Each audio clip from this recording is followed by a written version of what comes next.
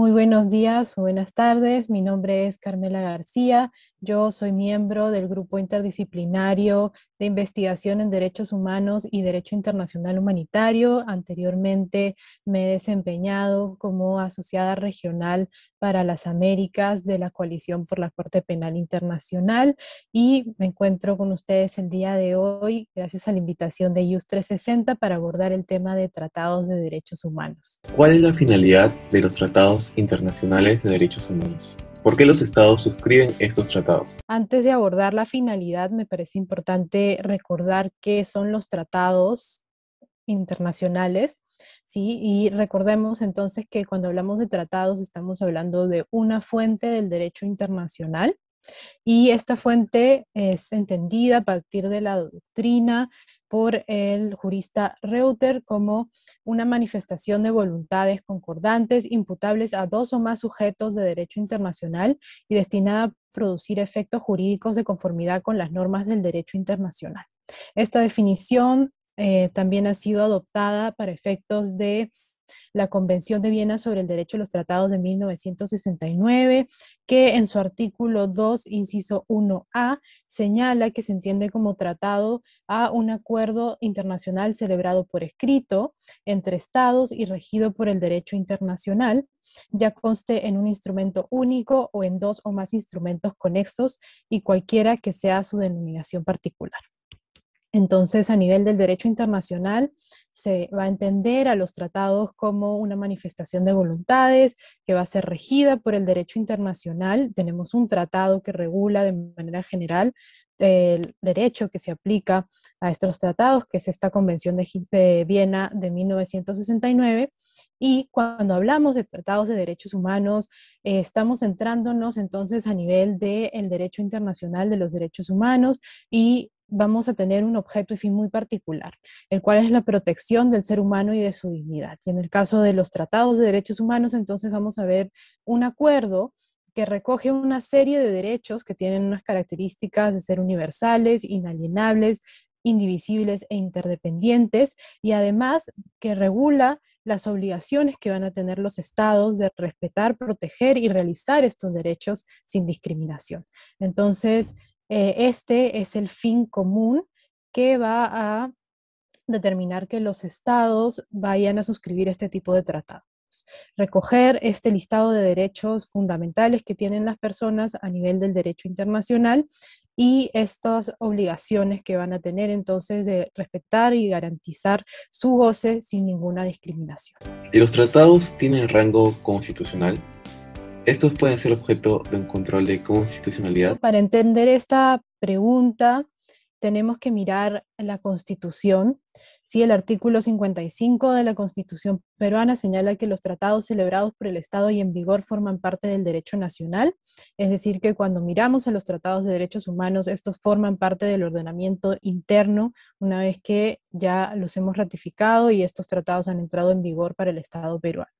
Pero además hay que entender cuál es el rango que se le otorga dentro de la jerarquía normativa a nivel nacional. ¿Sí? En principio, el artículo 55 habla de que se integran al derecho nacional y esto,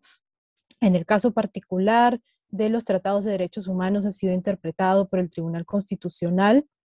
en el sentido de que no solo van a conformar parte del ordenamiento interno, por ejemplo, con carácter legislativo, sino que los tratados de derechos humanos van a tener un rango constitucional. Esto ha sido desarrollado, por ejemplo, en la sentencia del Tribunal Constitucional del 25 de abril del 2006, en los expedientes 25-2005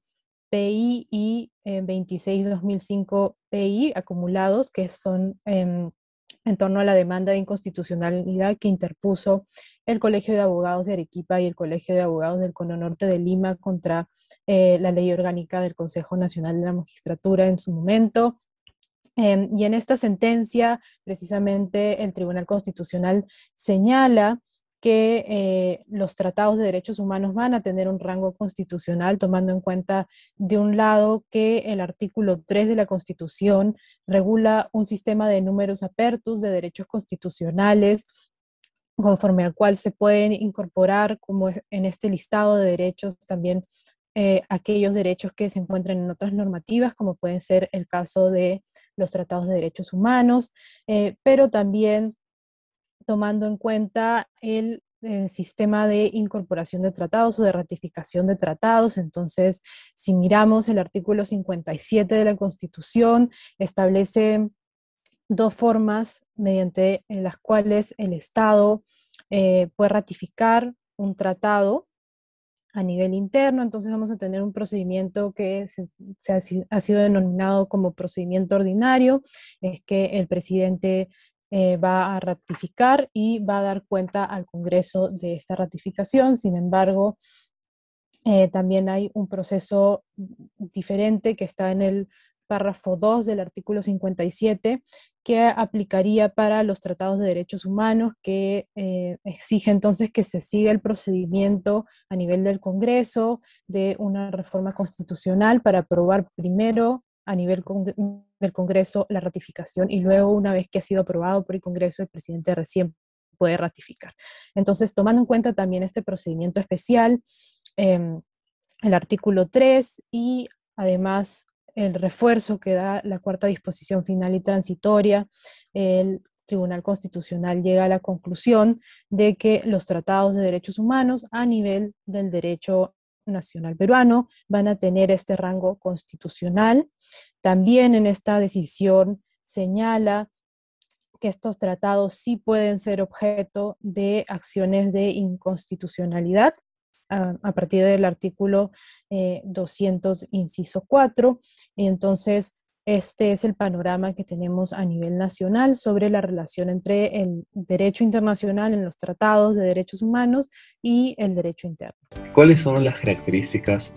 particulares de los tratados internacionales de derechos humanos? Cuando miramos los tratados de derechos humanos, precisamente por su finalidad, que recordamos es la protección del ser humano y de su dignidad, vamos a tener que a nivel del derecho internacional existe una serie de características particulares. Por mencionar algunas, tenemos el carácter no sinalagmático de este tipo de tratados, la existencia de algunas reglas especiales de interpretación de los tratados y además la imposibilidad de que se pueda terminar este tipo de tratados debido a su incumplimiento. Entonces voy a desarrollar en primer lugar esta idea del carácter no sinalagmático, que es una de las características centrales de los tratados de derechos humanos. Mirando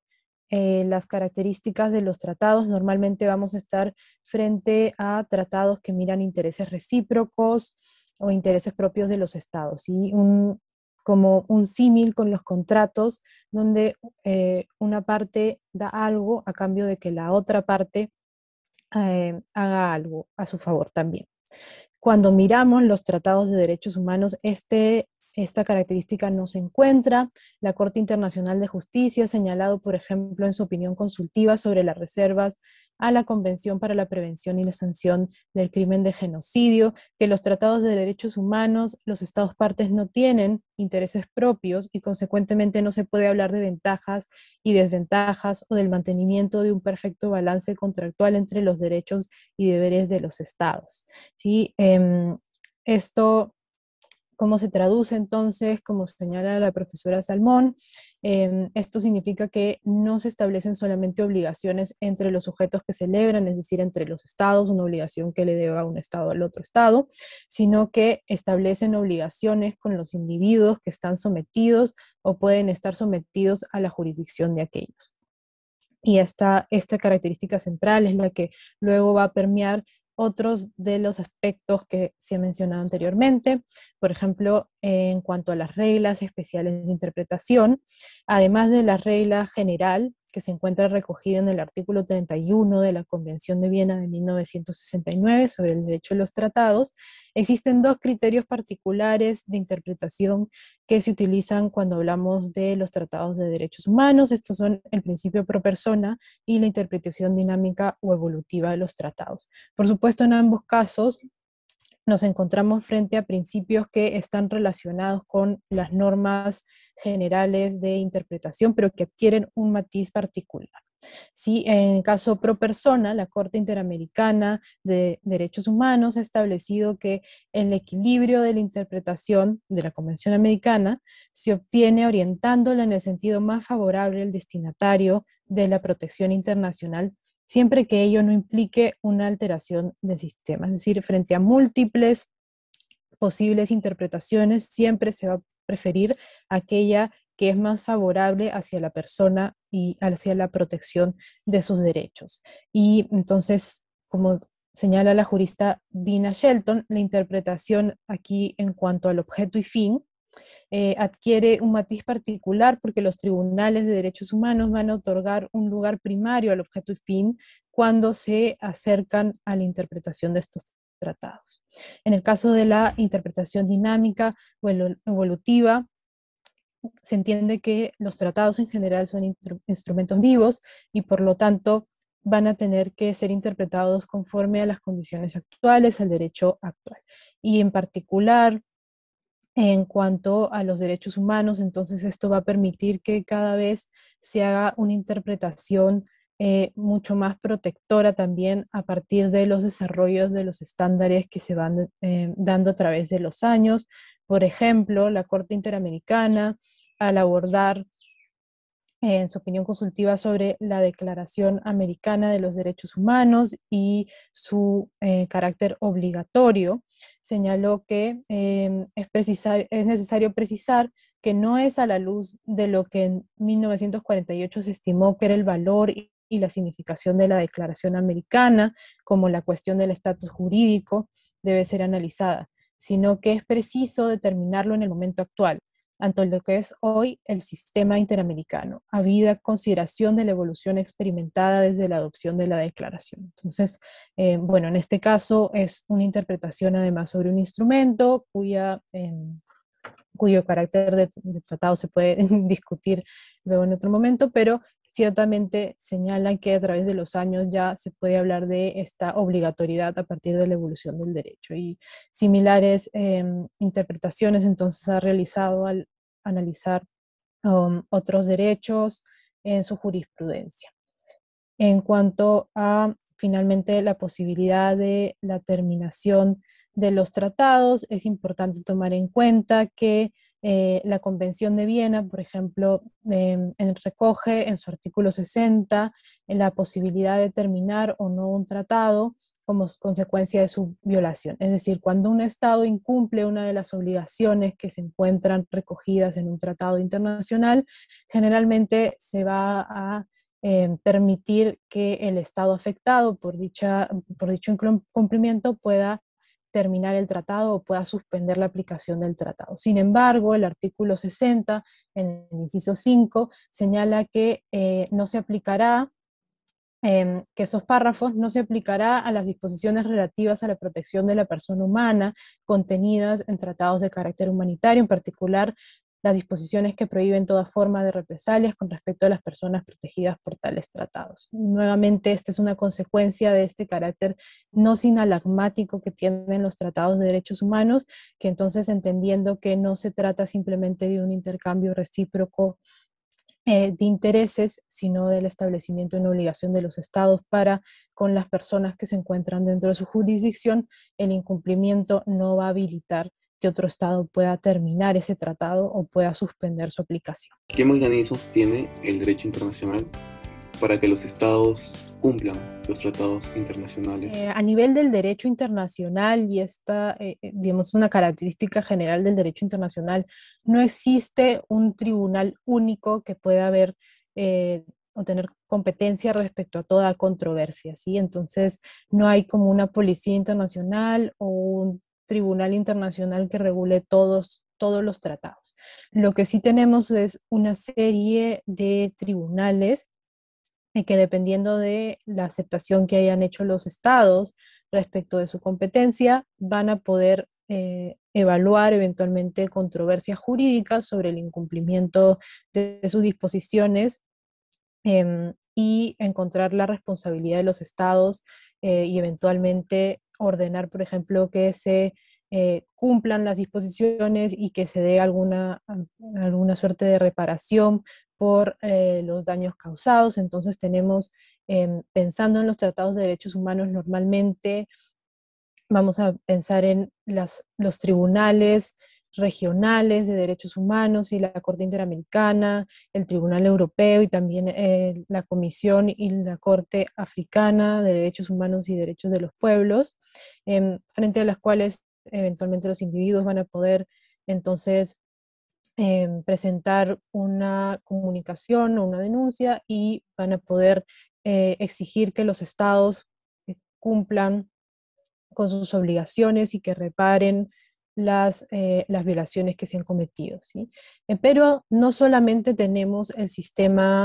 sistemas de tratados de derechos humanos, también a nivel de la Corte Internacional de Justicia han llegado algunas controversias en torno a tratados de derechos humanos, por ejemplo, en torno a la Convención de Genocidio, han llegado también controversias. Eh, en relación, por ejemplo, con lo que sucedió en la ex Yugoslavia, en Bosnia y Herzegovina, en Serbia y Montenegro, han podido evaluar entonces a nivel de la Corte Internacional de Justicia si se llegó a cumplir o se ha incumplido las obligaciones de tratados de derechos humanos, en concreto en el caso del Tratado sobre el Genocidio, y entonces disponer las medidas para que estas disposiciones sean cumplidas. También ha habido algunos casos en relación con situaciones un poquito más extensas en las cuales se ha incluido el tema de derechos humanos, como por ejemplo ha sido la opinión consultiva de la Corte Internacional de Justicia sobre las consecuencias de la construcción del muro de Palestina, ¿no? Por parte de Israel, también la opinión consultiva sobre consecuencias legales para los estados de la presencia continua de Sudáfrica en Namibia, por ejemplo, y otra serie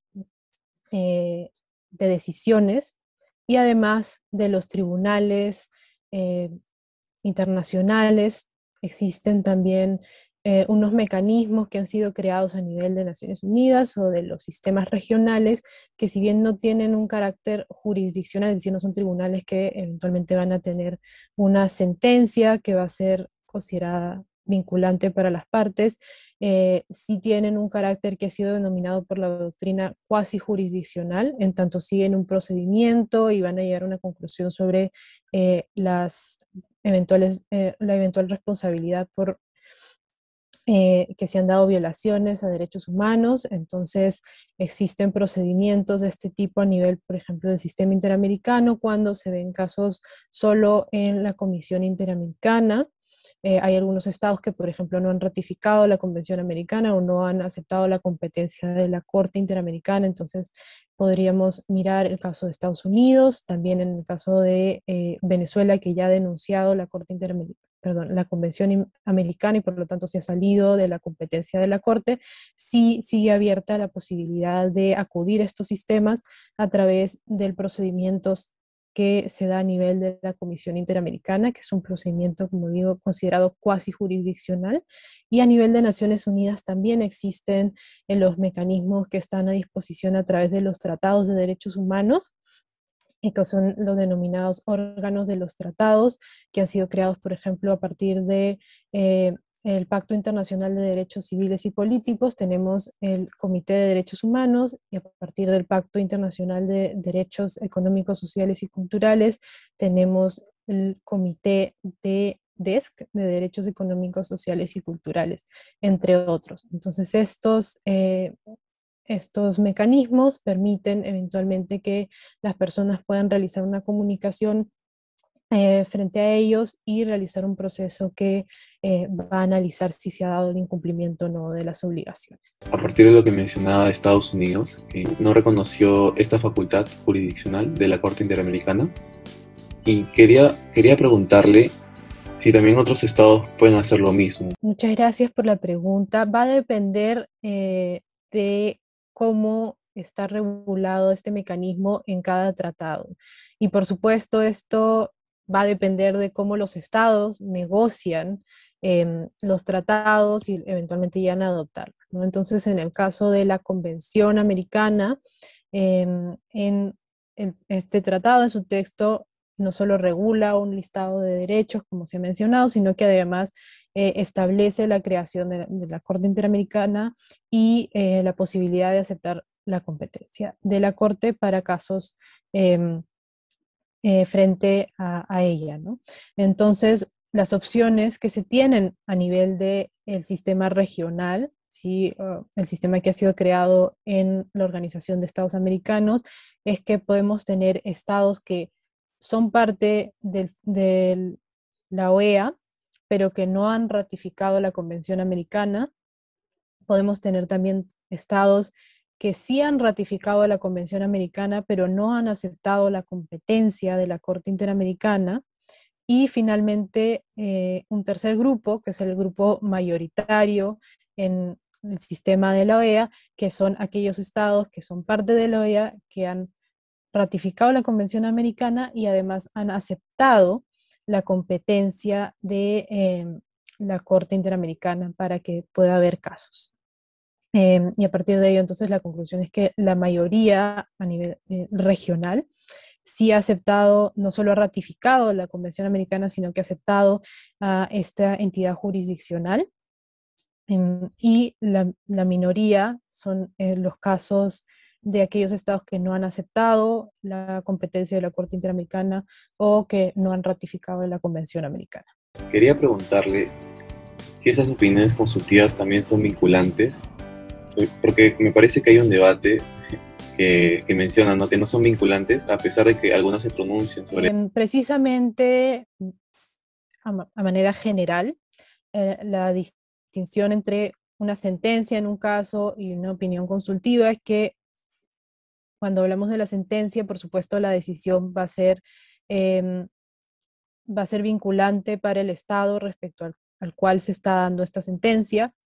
Cuando hablamos de opiniones consultivas, normalmente se ha entendido esa diferencia como es una decisión sobre la interpretación de una cuestión jurídica que no necesariamente tiene este carácter vinculante debido a que no ha sido dada en este proceso, ¿no? Esa es una distinción, un primer nivel de distinción. Sin embargo, también hay que añadir el hecho de que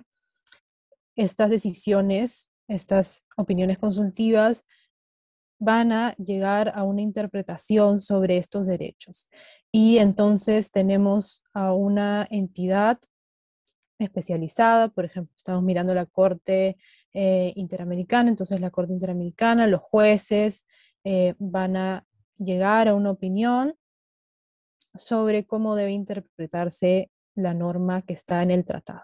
Si bien esta opinión de repente no tiene el carácter de sentencia, ciertamente la interpretación que se haga de ella va a ser importante para futuras